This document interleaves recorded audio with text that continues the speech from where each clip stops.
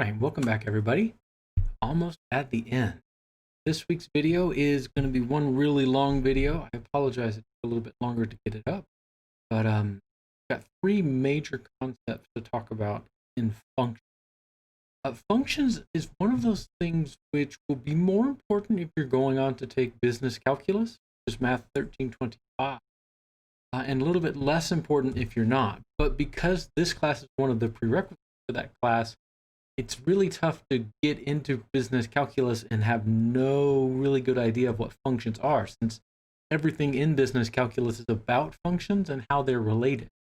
And you've probably heard a good bit of this before, so I hopefully won't be treading perfectly new ground for everybody, but it is a good reminder about what a function really is. It's not a number, it's not even a variable expression. It's a function is this relationship. It's a new thing for us. The textbook definition, which would be if we were in a college algebra class, this textbook definition would be what we do on day one, and we just hammer it over and over again. Function is a relationship between two sets of values, called the domain and the range. And there's an important part to this relationship. Every element, every value in the domain is related to one and only one value in the range. And the reason why that part of the definition is so important is it allows me to have a function be almost a cause and effect relationship. That is, if I have some function, I say I give it a known value, like 5, I'll just make one up, right? It will always return to me the same output value, say 10. There's no ambiguity there. As a matter of fact, I could sometimes, depending on the function, trace it back to what the initial input value was. But I can't guarantee that for every function, because some functions may always give you the same output value. Remember that uniqueness only goes one way and the other. I say if I gave you 5 and the function spat out 0, I could give you all kinds of input values and it always spits out 0. That's technically a function, because every element in the domain, which is what I give the function, is associated with one and only one element of range. In this case, it is 0, but it doesn't have to be unique. As long as there is only one, doesn't mean that it has to be a different one for every element of the domain. And so people look at this and they say, well, Professor, that's a little bit weird, right? It's kind of abstract. And the definition is abstract. And a lot of times in a college algebra class, we might give sort of this, draw this set grouping this way. We might have domains and ranges here. Every element which is in the domain, it's related to an element in the range. As long as that arrow only points to one element of the range, that's okay for a function. But like we said before, that doesn't preclude two arrows from pointing to the same place. That's allowed for a function. And so we need this to, we feel like this is mathematically something very familiar to us. Basically, it's a set of instructions, or at least a relationship which may have come from a set of instructions. Well, what's the output value if I give you the input value? We program computers to do exactly this. Give it the inputs, and we let it run the function, and we accept the outputs for what they are. And so I agree that this is a little bit more abstract than our older topic. But like I said, this will be more important in the business calculus class. We'll see functions in several different ways. And so the first one I'm not a big fan of because it's a little bit more abstract. We don't really deal with functions in this representation. In this representation, what you can see here is that every part of this, for one, these curly brackets here tell me this is a set, ordered pairs. Ordered pairs are always listed in X, Y, for x, f of x order, and we'll see that algebraic notation a little bit later too. And so mainly for us, the x values will come from the domain, the y values will come from the range. And so I can look at this set of ordered pairs and ask myself, do these relationships, for example, this ordered pair tells me that the number -6 from the domain is related to the number 5 from the range. I have all of my pairs from the domain, from the range, listed for me.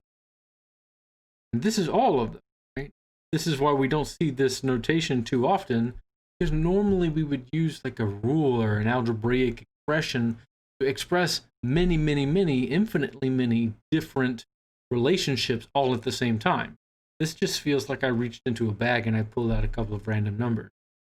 Let's see if this matches my definition of a function. So -6 is related to +5, okay? 0 is related to 1, 3 is related to 3, 10 is also related to 1. Remember, we said that those range values are allowed to repeat. That's fine. So I can imagine, because one of them repeat, it's this kind of scenario. If I drew that diagram, right? 2 of them were going to the same output value, the range value, but all of them are going to one range value. That is the sense that, and if I told you what the input value was, right, you can give me a unique output value that looks like function. This would represent a function. This set of ordered pairs represents a function. Let me contrast that with the example down below, because I know functions are already abstract. This set of ordered pairs notation is even more abstract, I think, than the definition itself. So if I have the number 0 is related to the number 1 is related to the number 2, and then number 1 is related to the number 3. Interesting. So that looks like this kind of thing. I have 2 unique input values and 3 output values. But the problem with this is that if I told you the input value is 1, and I asked you what the output value is, you would have no idea what to tell me. It depends. It might be 2, and it might be 3. And because of that ambiguity, which is not allowed for functions, this is not a function. It's a different kind of relationship, one we won't deal with in this class too much, but it's not a function. We need everything to be function to deal with them in calculus next. So basically what I'm looking for is the x values are not allowed to repeat. I mean, I guess I could have put, for example, 1, 2 in the set again, and that would be okay, but when it comes to sets, we don't usually allow duplicate values. The whole idea of a set is you're either in the set or you're not in the set. So that would be a trick question at best, and it's never something that I would do to you. Yeah. I would never play games with you. Oh, technically it's the same as you've already got listed, so that it's not a function. Yeah. Get all that. I'm just looking for all of the unique combinations here. Tables of values. Let me make this function example from up above into a table of values. These tables of values are listed either in x, y terms or sometimes f of x terms. And that's just basically the same thing as the set of ordered pairs. All of the x values are listed with the y values they go with. -6, 5, 0, 1, 3, 3, or 10, 1. Now, most of the times when you see a table like this, they're not listed side to side. They're listed up and down. I just mention that because it is still a table. It's fine. But some people would find it harder to read if it were a side-to-side table. And that's pretty much exactly the same as the set of ordered pairs from up above. We're a little bit more likely to see this representation of a function, and I think it's a little bit easier to check for those duplicate x values, because really your eyes can just be drawn to the x column only. If they ever repeat, I check to make sure, okay, is it different y values in two different places for the same x value? And that will allow me to check whether or not this is a function. I'll put that second representation down in this vertical table to show you what a not function would look like. 0, 1, 1, 2, 3. You see how this table has two different output values for the same input value. So this is not a function. Whereas this one over here, this is a function. All it is the same examples from up above. But that's what they look like as tables.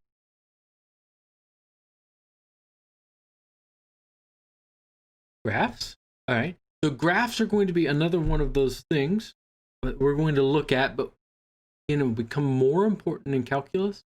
We don't stress quite as much about graphs in this class. Maybe you would in a different professor's class, because we've seen graphs.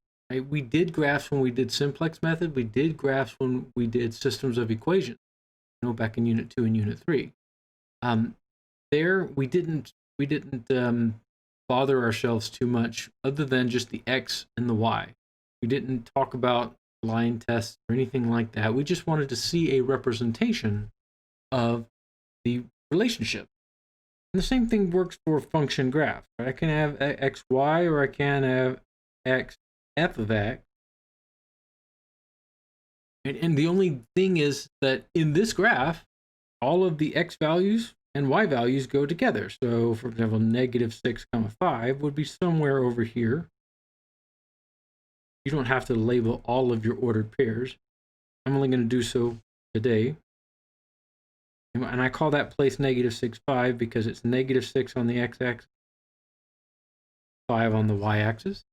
The nice part about not having to do this on a piece of graph paper is that if you draw it yourself, I have to believe whatever you tell me. Unless you try to tell me something which contradicts with something else that you've drawn, I have to take your word for it.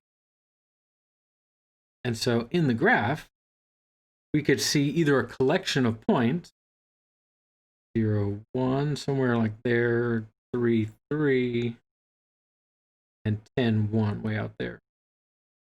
Again, having just a bunch of dots is not that different from the first and the second representation. Set of ordered pairs or a table. Not super useful. We're more likely to see functions as graphs whenever they represent some smooth relationship. The relationship that I've drawn here is called f of x equals the absolute value of x, because on this line, I could pull out any of the points on this line, and they could have been in the table. The only reason I didn't make you a table out of this function is because there are far too many points for me to do that. Right? Basically, you can imagine that everywhere the line connects is a bunch of points. I don't need to label all of them, but that's what they are. And so this helps me visually see whether or not something is a function, because I can see if it goes up or if it goes down or if it goes anywhere at all. Right? Whenever I'm looking to see, is this a function? Remember how we said that we're not allowed to repeat the x values? Well, x values appear on this horizontal number line. And I've just put a really big, thick blue line in because let's say at that blue line, x is equal to -2. I just pulled that number out. And so it seems a little weird that a vertical line has x equals -2. But if you were to pull out all of the points on this vertical line, all of those points would have x equals -2 and a different y value. That's why the vertical lines are x equals blank. And so if this function graph I've drawn in black ever touches a vertical line more than once, that's basically what I was looking for up here. If it touches that vertical line more than once, that means it has the same x value twice for two different y values. And that would be not a function.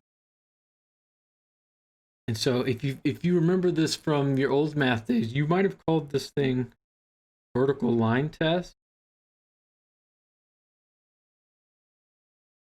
That's what we used to determine something was or was not a function based on its graph. Just to give you a quick example of something which is not a function, say I had a circle. This circle, I have a place here where there are two different points on the graph, both have the same x value, but different y value. So this thing is not a function.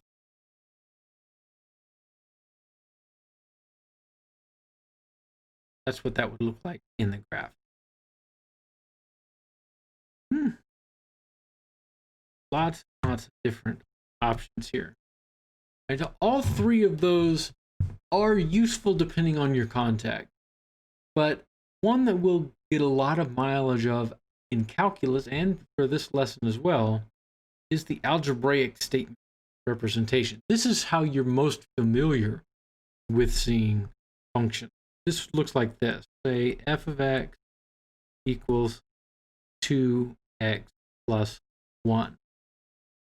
This is an algebraic statement, usually an equal sign, which tells you output value is 2 times the input value plus 1. And so what we'll do is this allows me to tell you, you figure out what the output value is. I'm not going to tell you what it is like I would in a table or a graph or a list of ordered pairs. I'm going to tell you how to find the output value. And then for any input value, you could figure out how to do it yourself. So this is what it would look like. F of 1, for example. Do you see how 1 is in the same place that the x is? I'm going to put it in the same place as the x over here.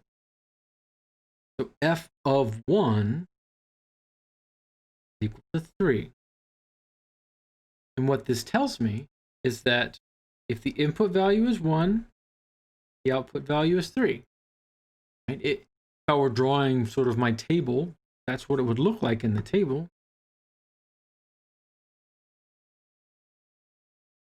If I were drawing a graph, I could put that as one of the ordered pairs in the graph. When x equals 1, f of x equals 3. And so the nice part about this is that, like I said, we don't have to pre-calculate a bunch of different f of x values. I just need to tell you how to calculate your own. And then when you get the number f of 100, for example, you can plug it in for yourself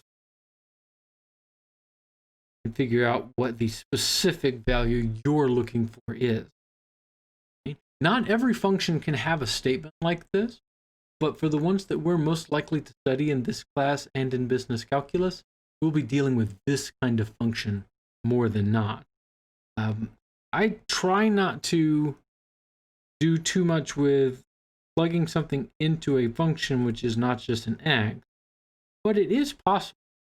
Notice what I've done here is I've plugged in f of x plus h, this whole second variable. A lot of students will tell me, well, that's really weird looking, professor, and it kind of is. It will become more meaningful in the business calculus class. But the idea is that there's nothing super special about x. X just represented the input value. So wherever I saw x here, that was that same value. That could have been anything. I chose x because it was convenient to write x. But that could have been anything, even including this entirely big set of parentheses here. X plus 8. I could simplify this. times x plus 2 times h plus 1. I just did a little distribution there. Right? And again, maybe h has an important connotation in your problem. I don't know.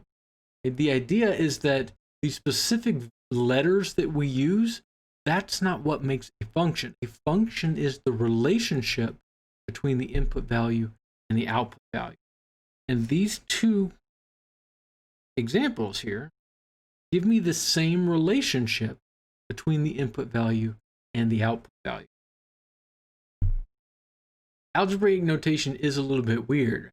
We haven't hammered home so much algebraic notation in this class like we would have if it were a college algebra. We're going to see quite a lot of this notation. And so I've written the same thing over and over again because I'm going to take my highlighter to this and show you the different parts of this function statement, because there's a lot to process. Right? The statement f of 5 is equal to 8 has a lot of components to it. So first off, the name of the function, f. So if the name of the function were g, then I would say g of 5 equals 8. You might be familiar with some of the examples we used earlier in the semester. Logarithms, log, that was a function. Log, log 5 equals whatever it was. Plugged it into our calculator. That's just the name of the function. The parentheses, which follow the name of the function, always enclose the input value. Right? That value comes from the domain. And these parentheses are different from other kinds of parentheses. These are not multiplication parentheses. These are not ordered pair parentheses. These are not interval notation parentheses. We've already seen parentheses in so many different ways already. I almost hate to give you yet another way we could see parentheses, but I kind of have to because I can't change it. You know, if I were making this up from scratch, maybe I would choose a different notation. Everybody on the entire planet will do this, and so I can't change it just for my class. It wouldn't do you very much good. I would normally say a function has to have these parentheses to enclose its input value, but we've already seen some functions which don't have to do that. And the reason why they don't have to do that is because they existed before we formalized what a function was and what it should look like. For example, like this e to the x here, exponents are a function, but we're not required to put parentheses around that input value just because we kind of agree that we know what it means. We write it like that. But that is technically a function. Same thing for square roots. We didn't have to write square root parentheses x. Your calculator might write that. But most calculators these days are smart enough to kind of know what's inside and outside, or at least draw for you what's inside and what's outside. Square root is technically a function. It should have parentheses there. But again, it existed previous to us really formalizing what it means to be a function and what it should look like. Same thing for up and down fractions. This one's a little bit different because up and down fractions always have a set of parentheses. Say there's a whole thing down there, x plus 5. There's always parentheses there, even if we do not draw them. There's always parentheses there. And sometimes students forget, oh wait, all of that goes together. If I were typing this in my calculator, I would need to put that set of parentheses and tell my calculator that. Now, I might write 1 divided by parentheses x plus 5. Maybe your calculator is new enough and smart enough that you could type a fraction in as a fraction, just the way you would see it on the page, and it would know what you're talking about. Lots of calculators do. The calculator that I've got here on my desk somewhere, that Casio calculator I'm always on about, it will do that. I can type that fraction in as a fraction, and it will know what I'm talking about. Not every calculator will. When we write it down on the page, again, it's one of those older functions which exist before, so it doesn't always have parentheses. Same thing for logarithms. Some logarithm functions, people will put just ln x like this, and we'll just have to know where the parentheses are. Basically, the parentheses go all the way until the next plus or minus sign, unless they're explicitly written. If they are explicitly written, follow those directions. But I'm not big on requiring my students to learn a whole new set of rules. Maybe I would if you were in the STEM track, because people do that all the time. They write things like that. And I admit it's easier to write without parentheses if you don't have to, or at least you know the implicit set of rules. Kind of like the order of operations. The order of operations allows us to write a set of operations and assume our readers will know the correct order. Same thing for this. If we assume the parentheses will go all the way until the next plus sign or minus sign, we can just assume our reader will know what we're talking about. I don't like doing that in this class or in college algebra, but it is a thing that you'll have to watch out for. Function parentheses. I know that took a little bit longer, but man, function parentheses really get students. I see people using them as multiplication parentheses all the time, and they're not. Here, the input value goes inside the function parentheses. That value is always part of the domain. Output value goes across the equation. That value comes from the range. So those things are pretty standard. Got the equal sign part in it, which tells me those two things are the same. But what's interesting about this is that sometimes textbooks and other people will use this entire f of 5 expression without the equal sign part. If f of 5 is equal to 8, and we know what function f is, we should be able to calculate that f of 5 is equal to 8 ourselves. And so we don't have to write that down. We might write something like f of 5 plus f of 5. Ooh. And we would know that that is equal to 16. The idea there is that the function has become sort of an operator. You plug in 5, you calculate what that is yourself. When you do, you find that it's 8. 8 plus another 8 is equal to 16. Again, sometimes students get really frustrated with that, but it's no different from, for example, no one complains if I write down the square root of 4 plus the square root of 4. But that's exactly what's going on.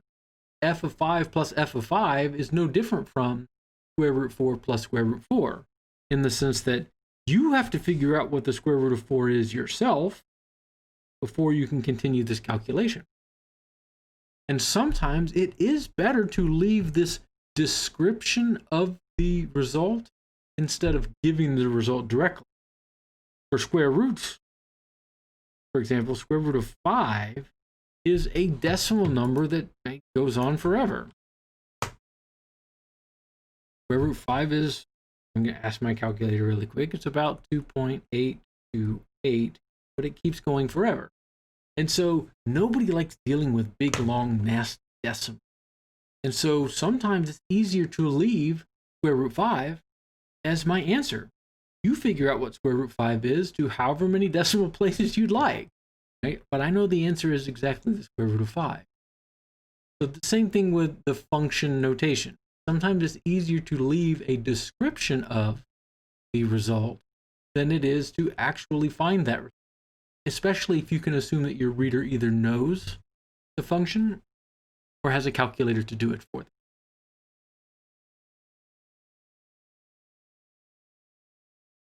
Okay, so that is how we deal with functions.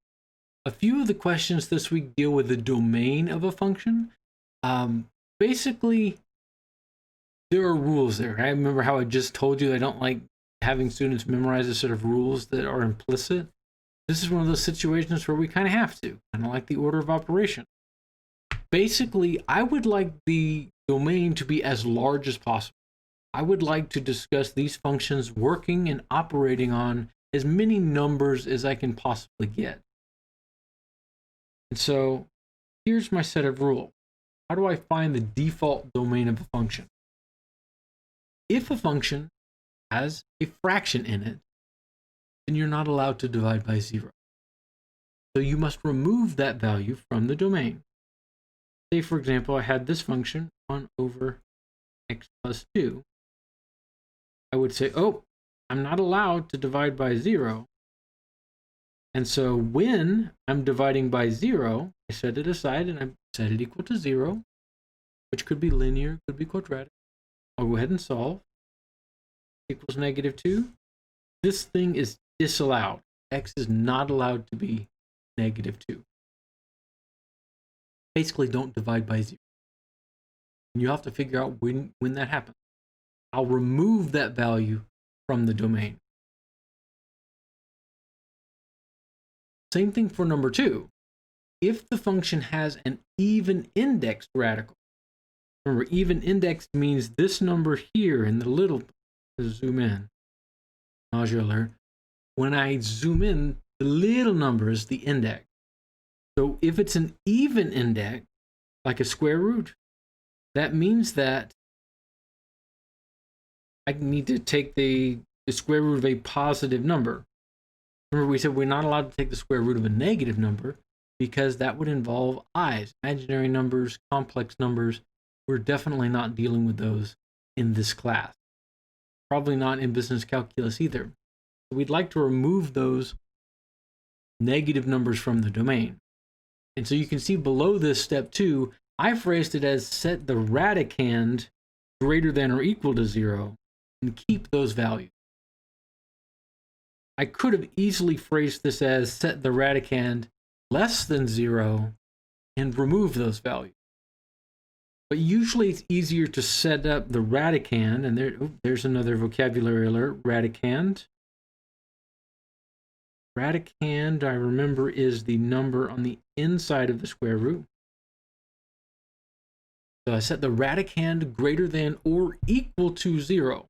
Now I'll keep those values. Throw all the other ones away. So if I had the square root of x plus 2, I'm going to try to keep this example. I would say, oh, wait, there's an even indexed radical. Right? I know that it's a 2 if it's not written. So take that radicand, x plus 2 greater than or equal to 0, and express that as an equality solution. So I minus 2 from both sides, greater than or equal to -2. And these are the ones that I keep. These are 2 separate examples. We'll come back in just a minute and express these things in interval notation. Same thing for logarithms. Rule 3. We don't see logarithms too much in this class, but we have seen them in the beginning of class, and we might see them again. The idea is they're special. Basically, it's the same as square roots, only you're not allowed to use 0 for a logarithm. So greater than, but not equal to.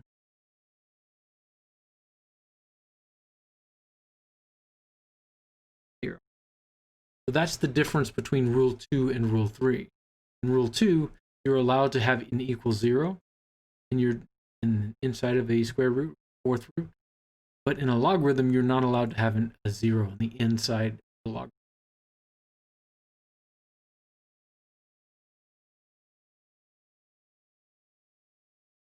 Here, if I had logarithm plus 2, I would take the inside of that logarithm, set it greater than 0, but not equal to 0. And keep only these values.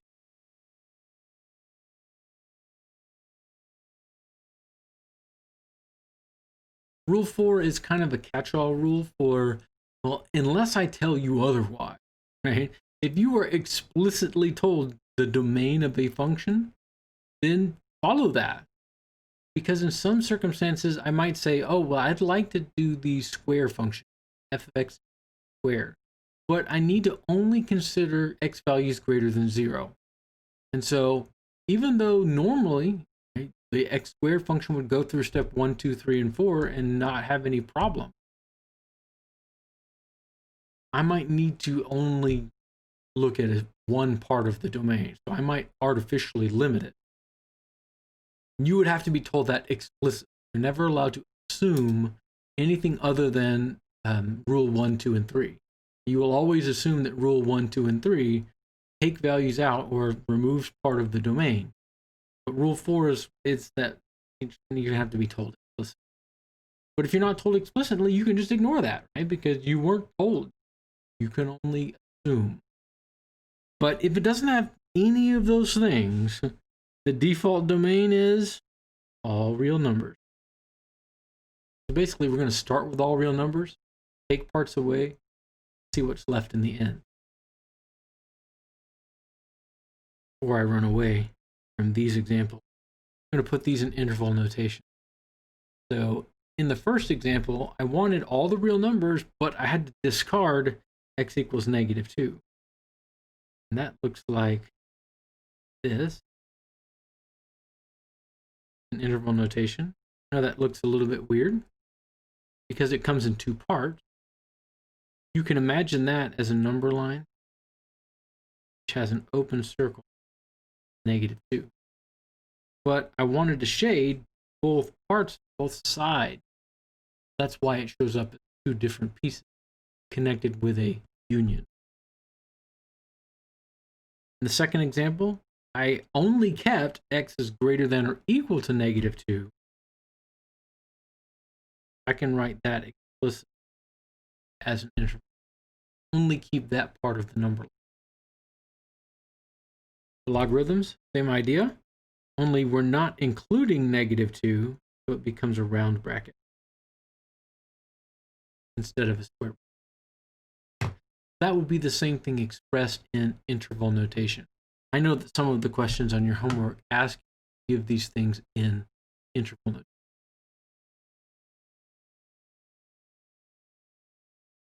Those are the function domain rules, at least the implicit. A few examples.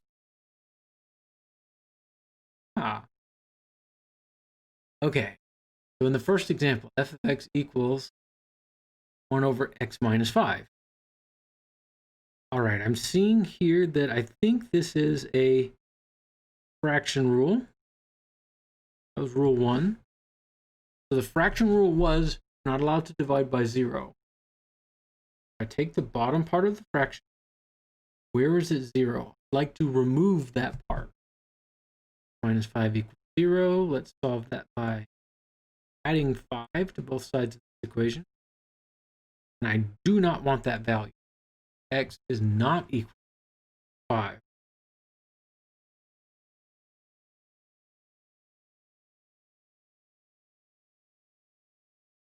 So if I want x is not equal to 5, and that looks like this in interval notation. All the left side of 5, union. All the right side of 5. Again, if you wanted to draw your number line, open circle, shaded in, works just fine. A little bit of a mouthful. Take a look. Second example, this function, 3 times ln of x, the logarithm, plus 6 all over 7. Now I've got a fraction here, but because the bottom of this fraction does not contain an x, I don't need to worry about rule 1. Rule 1 only applies when there's a variable in the bottom of the fraction.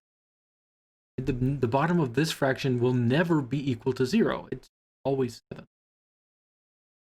So let me instead look at inside of the logarithm. That's rule 3. Again, I don't memorize which number rule. I know that the inside of a logarithm must be greater than 0. And, oh, there's nothing to really do here. That's just x is greater than 0. we keep these values and throw away all the other ones. So in interval notation, that would be 0, infinity. Yeah. Right? So they don't have to be hard. In this case, that's an application of rule number 3. And this last, oh, there's 2. Last 2. Okay, so there's no fraction, so rule 1 doesn't apply. Oh wait, there is a radical, but the index is odd, not even. So rule 2 doesn't apply either. There's not a logarithm. Rule 3 doesn't apply. And I'm not told explicitly what the domain is. It would have to say, okay, the domain is blank. And then the whole point of this question is you're given the domain, so we don't need to figure out what it is. Because it doesn't fall into any of my exceptions, the domain here is all real numbers.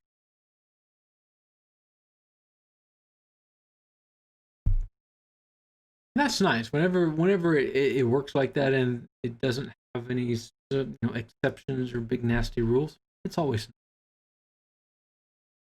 We'll contrast that with the next one. This example is, I have an even index radical here. 8. Even. So if it's even, that means all the stuff which is inside radicand is greater than equal to 0. And again, I don't have to actually solve this. There are no steps for me to add, subtract, multiply, or divide. I can just write that domain 0 bracket 0, comma infinity, parentheses. Hey, that's not so bad. Again, some of them are tougher, some of them are easier. But these are the rules that we will assume tell us what the domain is, unless we are specifically told otherwise. That's how we figure out what the domain of a function is. Last topic we have for this week is one called function composition. I know that algebra functions is something which is possible. There's questions on the homework which I removed because of it. I don't really like dealing with functions being added, subtracted, multiplied, or divided together because it seems almost like a layer of abstraction for its own sake. This one, function composition, is really what we're concerned about. We'll see this one in calculus a lot. So let's just talk about this one, the important one, right? Function composition is something you can do to functions which you can't do to numbers. There's no such thing as 4 composed with 8, right? Only something you can do with functions because I'm daisy chaining the functions together. Basically, that means the input from 1 goes through that function to its output, and that output becomes the input for the next function in the chain. Input, output. The next output is an input for maybe a third function. I'm just daisy chaining these functions together and seeing what the final result is. Right? Because essentially, if a function is a step in a process, then why don't I take 2 steps or 3 steps, put them all together in a big box, and say, well, you know what? I'm going to call this whole thing a function, right? Which goes from the very beginning all the way through to the very end. There is no difference between going through 4 or 5 individual function steps versus sort of flattening them all down together and saying, well, just do all of that stuff at one time. Call that the output value.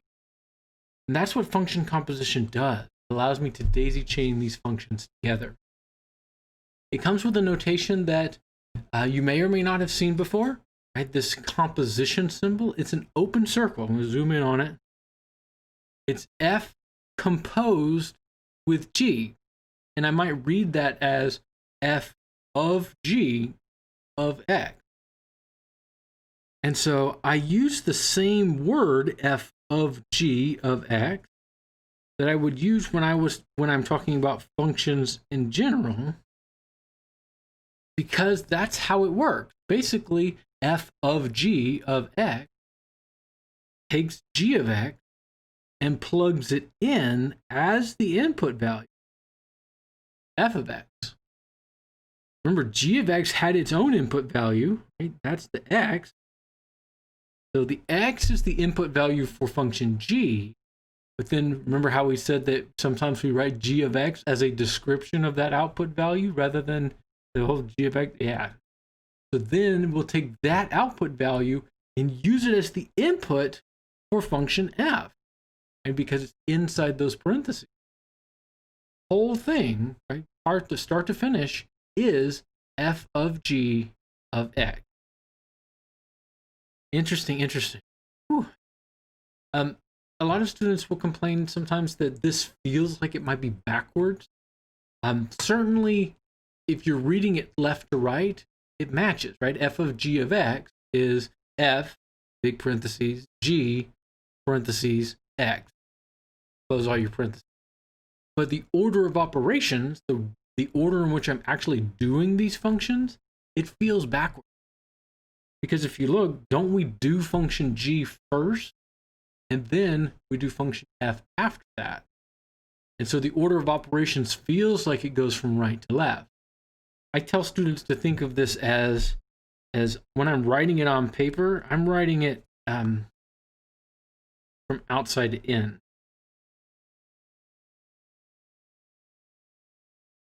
So f of g of x from the outside in, f on the outside, g on the inside. I'm doing the order of operations, it starts on the inside and comes back out, because isn't first step in order of operations, we start with the innermost set of parentheses. That's what's going on. The order of operations does match, right? The way we read it, the way we do it might be a little different story. I find the best way to deal with these is to do a few examples. So here I've given you two example functions. F of x equals x squared plus 6x plus 5, and g of x is equal to x minus 7, then f of g of 10 is what? I'm going to start with the definition just because I like definitions. F of g of 10.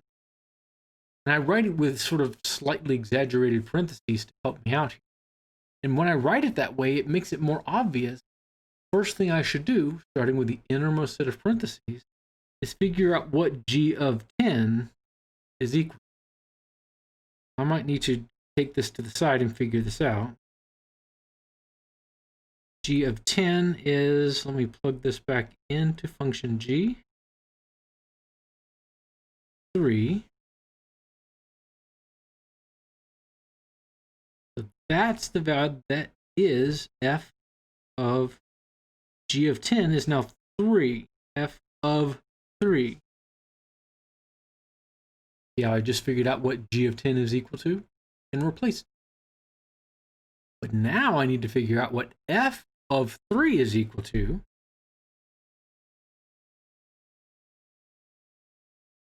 Let me plug in the input value there. 6 times 3, 5. That's 9 plus 18. 27 plus 5, 32. Again, use your calculator. Don't trust mine. So f of g of 10 is equal to 32. 32 is the final result. Essentially what I've done is I said, well, I had two functions. You could either do it yourself. You see, this is one of those descriptions of how to calculate the result yourself. Or you could consider f of g as a brand new function. It would take 10 and go straight to 32. But I don't know what the definition of f of g of x is. We'll do that in some later example. Now, all we can do is calculate this in 2 steps. For the second one, g of f of 0. Now g is on the outside, f is on the inside of 0. First thing I should do is calculate f of 0. F of 0 is equal to 0 squared plus 6 times 0, 5, equal to 5.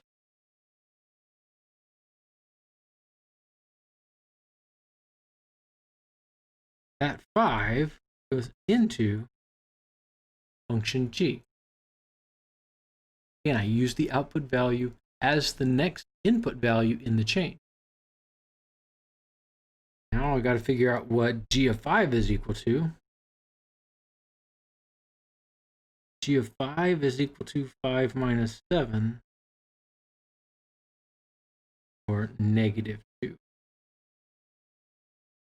So g of f of 5 is equal to negative 2.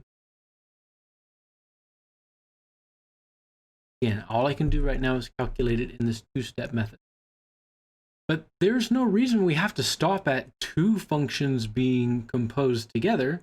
I could have any number of functions composed together, and I could even compose a function back on itself. In this third example, I have g of f of g. So I'm going back through the same function again.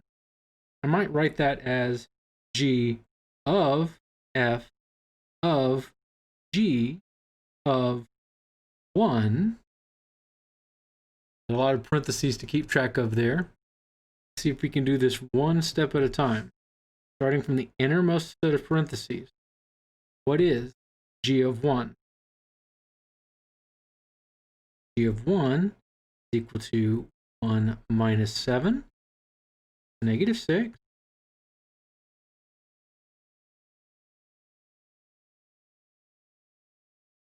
Now I have g of f of negative 6. Yeah, I've just replaced g of negative 1 with its actual value now, negative 6. Now the next set of parentheses out is f of negative 6. This one. What's f of negative 6? Uh-oh. Negative 6 squared. Be really careful with the negative in that squared, by the way. You type that into your calculator as negative 6 squared, your calculator will correctly tell you negative 36, but if you typed it in negative 6 squared parentheses, positive 36, that's because a negative times a negative is a positive. And if you don't tell your calculator where the parentheses should go, it will assume that it goes this way.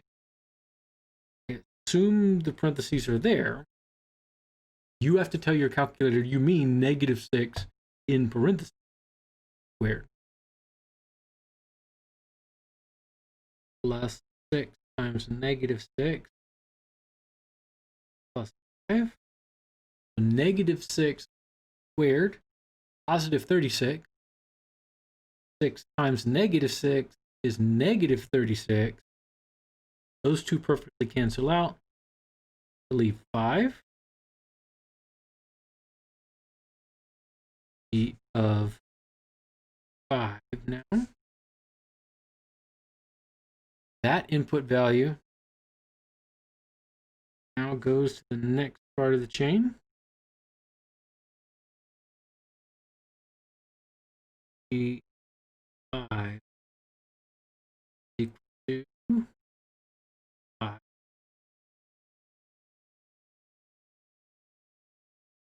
A negative.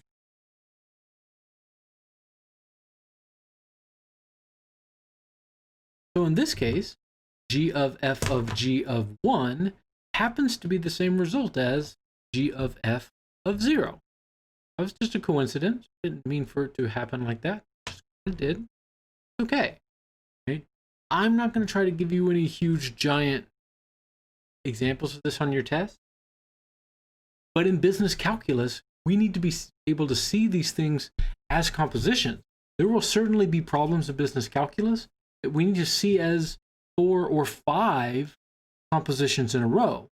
It will actually make the rules a lot easier in business calculus if you learn to kind of parse this out. If you learn to take a function and break it down into its component pieces. Let's go one way before we go the other, though. So that was a few numerical examples. But sometimes we need to know what f of g is for all possible input values. So I've switched up the example functions here.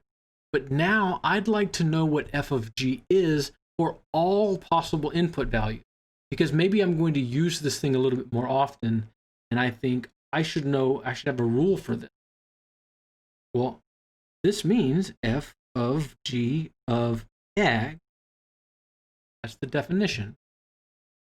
And I'm going to replace g of x with its rule from up above, f of 2x minus 5. Okay, remember how we said that sometimes we'll have to plug in more than just a number or a single letter into a function? Now what this means is that everywhere I see the input value for function f, I'm going to write 2x minus 5 squared. And this is me taking that input value and plugging it in right here where the input value goes. Just like up here in the definition of the function, there's the input value. Now this is something I can simplify. So 2x minus 5 squared, 2x minus 5 times 2x minus 5. Raise your hand if you thought that was going to be 4x squared plus 25. Not, right? We're going to have to distribute that. See, that is 4x squared. That part is about right. Outside is minus 10x.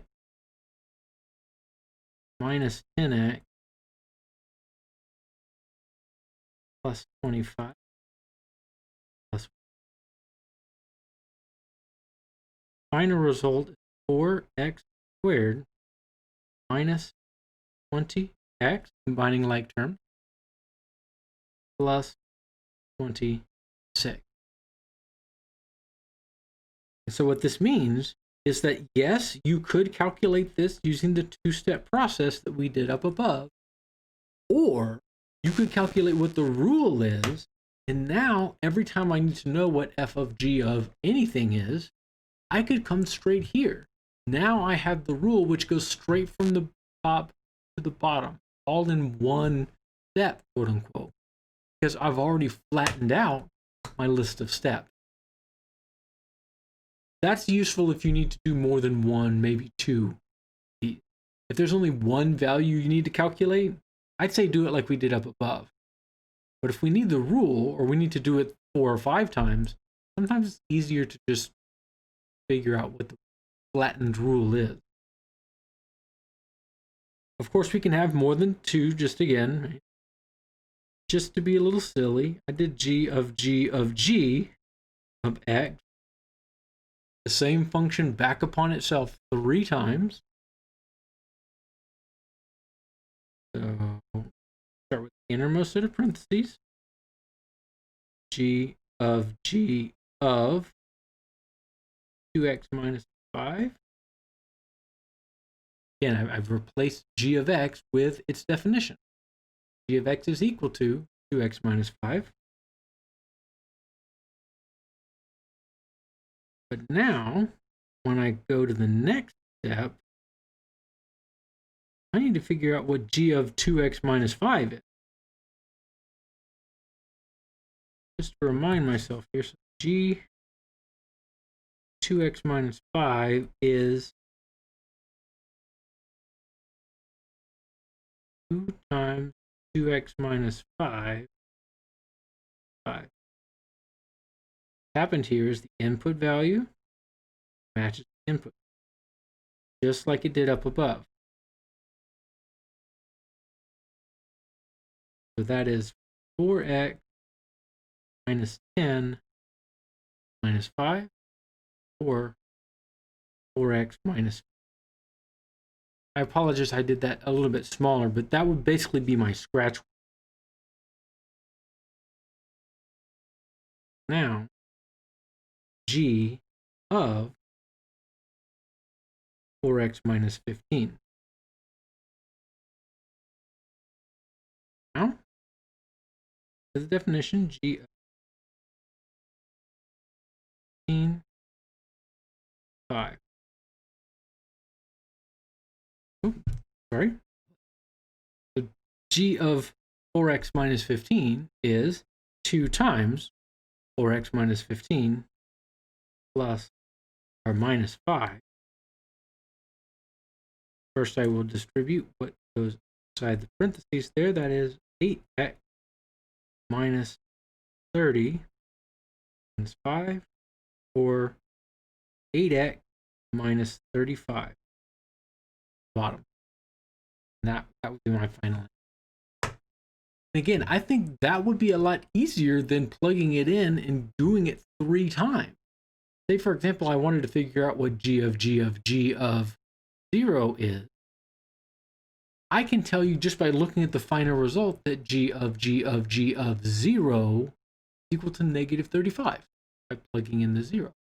But if I were doing it the other way, then I'd have to plug in 0 into g of x, negative 5. Then I'd have to plug in negative 5 into g of x again, negative 15. Then I have to plug in negative 15 into g of x a third time. That would be negative 35. It would be a little bit more to do it that way. That's why it's nice to have this already done. So it works for numbers and for the actual algebraic expression. Decomposition is our last topic for this week. And just like addition and subtraction, everything we can do, we can undo in mathematics. At least we hope that we can undo it. That's one of our goals. And just like factoring is the opposite of distribution, remember when we distribute, we take 2 factors and we FOIL it out. And then factoring is taking the final result and going back to the factor. Decomposition is the same way. Right? With composition, you saw me take 2 functions and kind of mix them together to make one final function. Decomposition would be unmixing those functions and resulting in 2 different functions. We do this in calculus quite a lot because we have rules for simple functions, but not complicated functions. And so if we can take a complicated function and break it down into simple functions, we can apply simple rules maybe 2 or 3 times. It's much easier to do one simple rule 2 or 3 times than it is to do a much more complicated rule. So this would be a good skill to have in business calculus. The nice part about this is that usually the functions we're dealing with here kind of fall into the inside outside. We said that if I were doing function g of h of x, like just to remind myself what the definition is, g of h x, I'm looking for some outer function g with some inner function h plugged into it. And this function feels like the outer function is kind of like the square root. Inner function is what's inside of it. And it actually works out that way. Square root of, 3x, the inner function, square root of x, the outer function. Now we have to be careful when we write this because the x's in both of these cases are a little bit different, right? The x only goes with itself. Each function is its own x. And so each function gets plugged into the next one. So by the time I'm done, g of h of x is equal to square root of 3x. And we have to be really careful here in calculus more so than in this class. But this x came from the very first x we dealt with. So that is the x which goes with function a. Right? We can't see the x which goes with function g because we substituted it out for something more complicated, 3x. This function's x has become 3x. And so it's a little bit bigger of a deal, for example, in a calculus class, but the x, right, that I see in my final answer, final x that I'm looking at, that is the x which goes with the innermost function. So in this case, that would be function a. So that's the x which goes with function a. Now there's more than one way to do this, right? As a matter of fact, when I do this in a class, someone inevitably will chime in and say, hey, professor, I got one for you. Why don't I do g of x is equal to square root 3x? We don't have an h of x. Well, you'd almost be onto something there. It'd be a little bit snarky, but we still need an h to plug in. Well, what's the function which I can plug in which doesn't change anything at all? That function is just an x. That takes its input value and passes it straight through as an output value. And this would technically also fit the bill. This g of x composed with this h of x is also square root of 3x. But we have to be careful because I call this a trivial composition. And that's because it basically doesn't do anything in that innermost function. Right? So there are some problems like this on your homework, and they actually should, right, throw away. They will kick back as wrong a trivial composition because the wording of the problem says, give me a non-trivial composition. And they will actually not let you put this in. Even though mathematically it's correct, it's like multiplying times 1. It's technically correct, but that doesn't really do anything for me. Trivial composition is one of the functions being just a f of x equals x kind. Even when we're not using trivial compositions, sometimes there's more than one way to do this. Let me give you a more complicated example. This 2x plus 5 all squared minus 1 can be broken down into two functions. I could break this down into 2 functions, 3 functions, 4 functions. I could probably break this down into 4 functions if I wanted to. When I'm thinking about these kinds of compositions, what I like to think about is the order of operation. Order of, kind of hard to write that, right? Order of operations. I'm going to put an abbreviation, but order of operations is O. So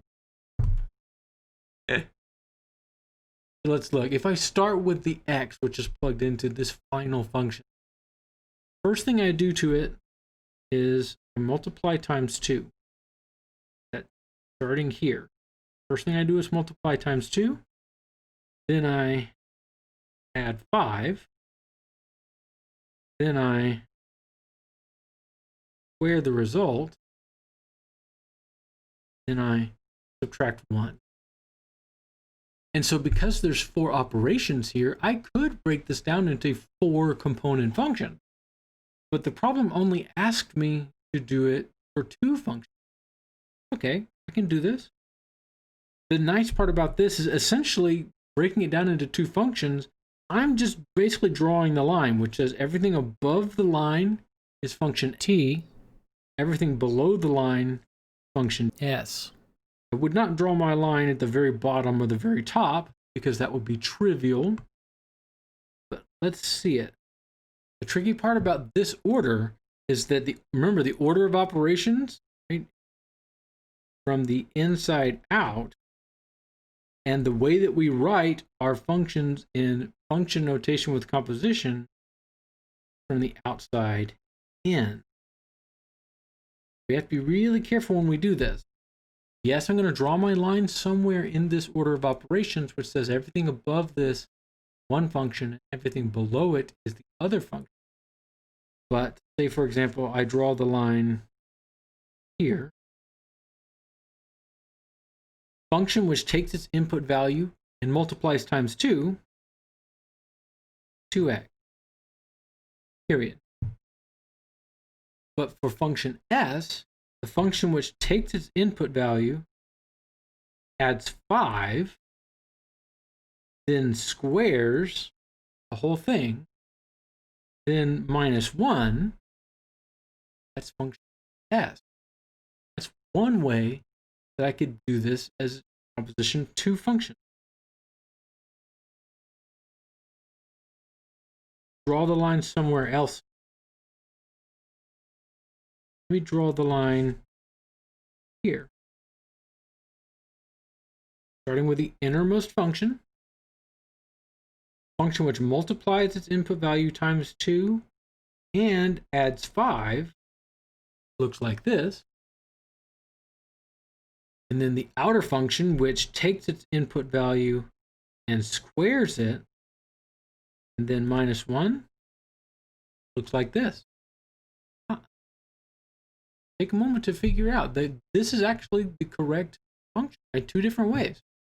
I can do a third one, non-trivially. Do this line.